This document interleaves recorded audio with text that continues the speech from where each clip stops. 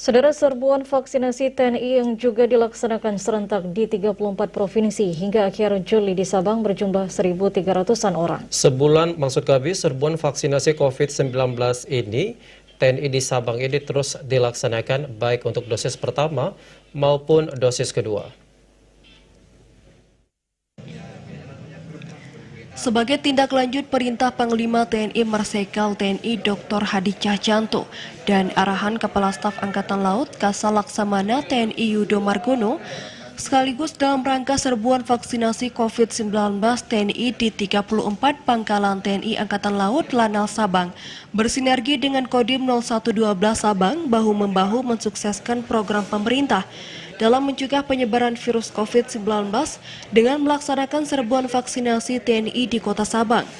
Komandan Pangkalan TNI Angkatan Laut Sabang, Kolonel Laut Pelaut Ardi Sunario menyampaikan, per 24 Juli 2021 telah digelar beberapa kali serbuan vaksinasi COVID-19 TNI dan telah berhasil memberikan vaksinasi kepada 1.372 warga masyarakat Kota Sabang. Kita laksanakan ini bersama-sama, kita dari TNI bersama-sama dengan Polri, pemerintah daerah yang ada di Sabang.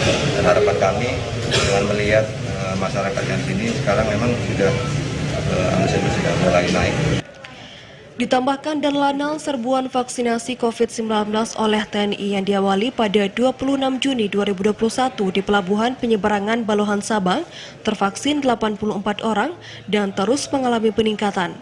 Rata-rata jumlah vaksin yang diberikan 100 hingga 250-an orang dalam setiap kegiatan vaksinasi.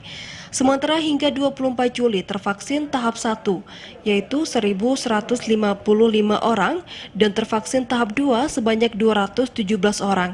Sementara total hingga 24 Juli mencapai 1.372 warga yang sudah menerima vaksinasi. Serbuan vaksinasi COVID-19 TNI di Sabang, Sebut dan Lanal terus dilaksanakan baik untuk dosis pertama maupun dosis kedua. Dari Sabang, Mahfud TVRI Aceh melaporkan.